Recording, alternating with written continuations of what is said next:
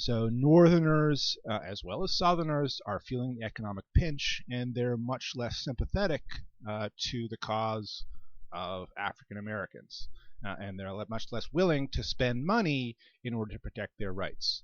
And so what happens after 1873, in part because of growing political opposition to Ulysses S. Grant and to the radical Republicans, and also the economic downturn, the kind of protection that had been afforded to freed people under the Enforcement Acts starts to wane. And as a result, white Southerners gradually start reasserting their dominance in Southern states. Added to the political and economic pushback to Reconstruction, you also had an erosion of the legal framework that was meant to protect the rights of freed people. So in this respect, the most important case was the so-called slaughterhouse cases of 1873.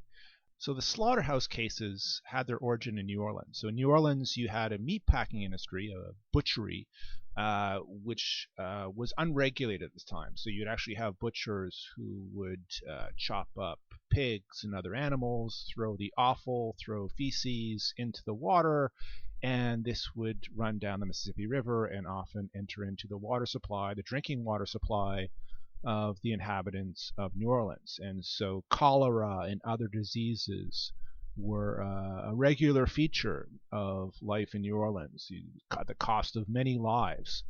And so in the 1860s and 1870s, Reconstruction government in New Orleans moves to regulate the slaughterhouse industry. So what they want to do is to force them to move further outside the river, further outside the city.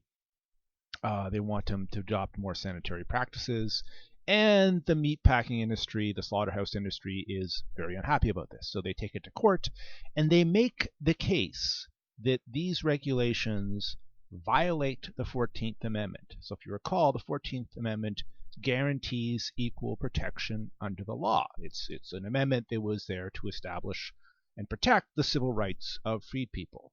But here they're using it in order to protect the rights of a particular industry. So they're saying that the slaughterhouse industry is not being treated, is not being governed by the same laws as other industries. And so the case makes its way up through the court system, it goes to the state court, and it finally makes its way to the Supreme Court. And the Supreme Court makes a ruling in which they state, it's a majority opinion, there's some dissent to this, but the majority opinion is that the 14th Amendment only applies to the federal government, that it doesn't relate to regulations by state governments. So effectively, the slaughterhouse cases vitiate the meaning of the 14th Amendment. They sharply restrict its scope. So in fact, in the 19th century, there are more cases in which the 14th Amendment is used to protect the rights of corporations than it is to protect the rights of freed African Americans. So you have a legal framework which is now giving white Southerners the ability to undercut efforts by the federal government to protect the rights of freed African Americans. The fact that the slaughterhouse cases took place in Louisiana was not a coincidence. Louisiana was a battleground state in the struggle between supporters of radical Reconstruction and their white opponent. In 1872, there had been a hotly contested election in Louisiana. The whites had supported the Democratic nominee. The Republicans had supported a nominee who had the support of African Americans. There was a tremendous amount of violence and intimidation in the election. There was a tremendous amount of violence and intimidation in the election, and finally the federal government was forced to intervene through federal troops in order to protect the Republican candidate. So already by 1872, the battle lines have been drawn in Louisiana. There was a subsequent event that takes place in 1873 in Grant Parish in Louisiana. Grant Parish was a parish that was evenly divided between blacks and whites. The whites were using all methods of terror in order to reassert their dominance. So in Louisiana, white supremacists tend to organize themselves into a group called the Whiteliners. So the Whiteliners were affiliated with the Democratic Party. There was also the Ku Klux Klan as well, active in Louisiana. So in 1872,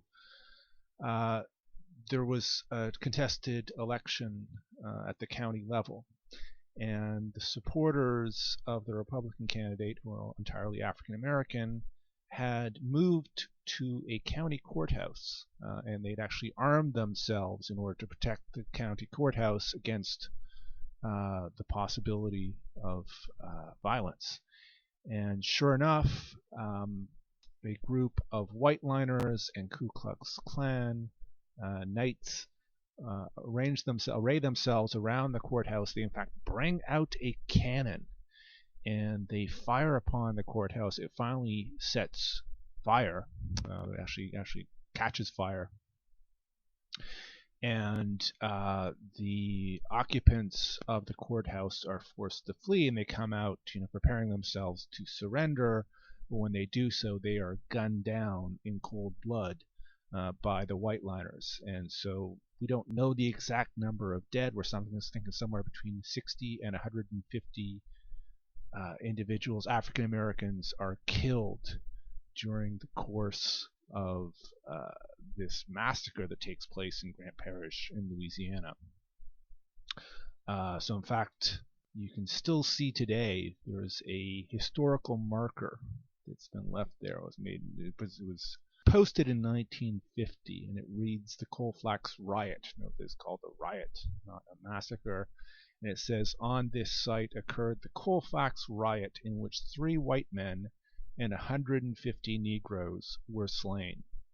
This event on April 13, 1873, marked the end of carpetbag misrule in the South. And not too far from that historical marker, you also have a monument that was prepared by the white citizens of Grant Parish after the event, and you can see it's written, "Erected to the memory of the heroes," and then it lists Stephen Decatur Parrish, James West Hardnett, Sidney Harris, who fell in the Colfax Riot fighting for white supremacy, April 1873. So subsequent to the Colfax massacre, there was an attempt to prosecute the individuals who'd been responsible for attacking the courthouse, for subverting the democratic process, for killing people in cold blood.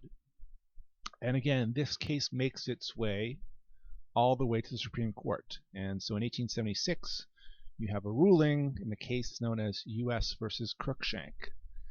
So in the 1876 case of U.S. versus Cruikshank, the question arose whether or not the people who had attacked the Colfax courthouse had hindered the freemen's First Amendment right to freely assemble and their Second Amendment right to keep and bear arms. And the U.S. Supreme Court found that Bill of Rights, so the First and Second Amendments, did not apply to private actors or to state governments. It only applied to the federal government. So essentially, following the decision of U.S. versus Cruikshank, the Ku Klux Klan had a free hand to terrorize African Americans, preventing them from exercising their political rights without any fear of retribution, repercussions. And so essentially, the U.S. versus Cruikshank decision gutted the meaning of the Enforcement Acts. Okay? The Enforcement Acts have been established in order to guarantee that the rights of African American citizens would be respected in the South. Now, following the Cruikshank decision, the Ku Klux Klan had free rein to terrorize blacks without any consideration, without any fear of what might happen as a result of federal intervention. The final nail in the coffin of Reconstruction came in 1876 with a contested presidential election. So you had a virtual tie in the Electoral College between the Democratic candidate and the Republican candidate, Republican being Rutherford B. Hayes.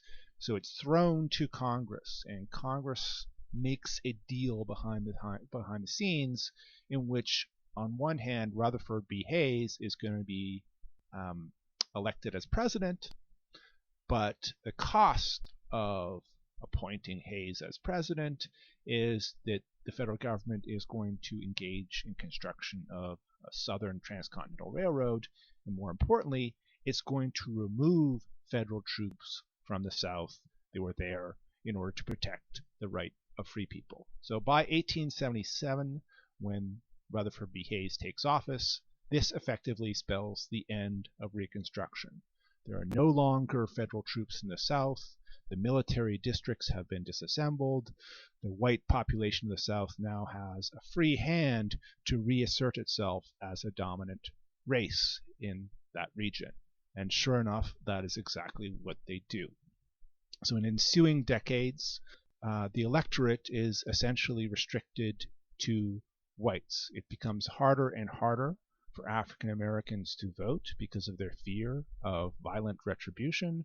As governments become dominated by white electorates, they vote into power public officials who are serving the interests of whites. And those whites pass a series of laws that racially segregate the South. So all public institutions in the South are subject to what's known as Jim Crow, or Jim Crow segregation, which means that every single public facility is defined racially. So there are schools that are defined for whites, schools that are defined as being black.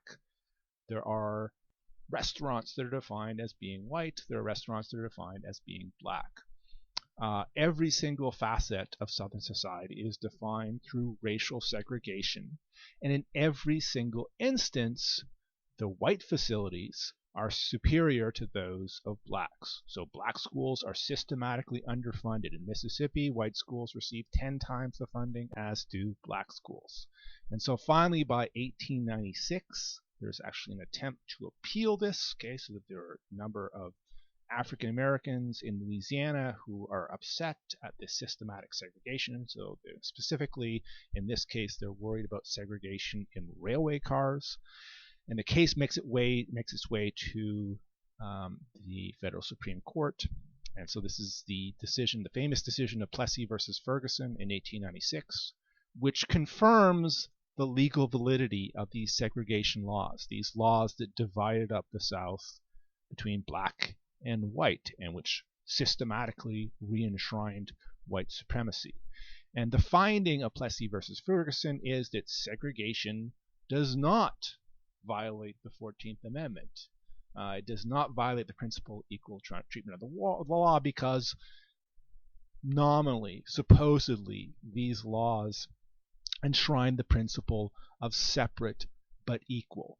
Okay, so the pretense, the flimsy pretense, is that these segregation laws are merely a matter of segregating the races rather than offering superior public facilities to whites and inferior public facilities to blacks. What's more, not only do you have a vitiation of the 14th Amendment, you also have an undermining of the 15th Amendment. Okay, so the 14th Amendment has to do with equal protection under the law. 15th Amendment guarantees the right to vote to all citizens regardless of their race. And so Southern governments find ways of getting around this 15th Amendment without actually directly violating it. So during the 1860s and 1870s, they had used violence as a way of keeping African Americans away from the polls. But by the 1880s and 1890s, they were now introducing certain laws that, through certain forms of legal subterfuge, made it harder for African Americans to vote. So, for example, you had literacy tests. So you had to prove that you were literate if you wanted to vote. If you happened to be a white person, all you'd have to do is to be able to sign your own name.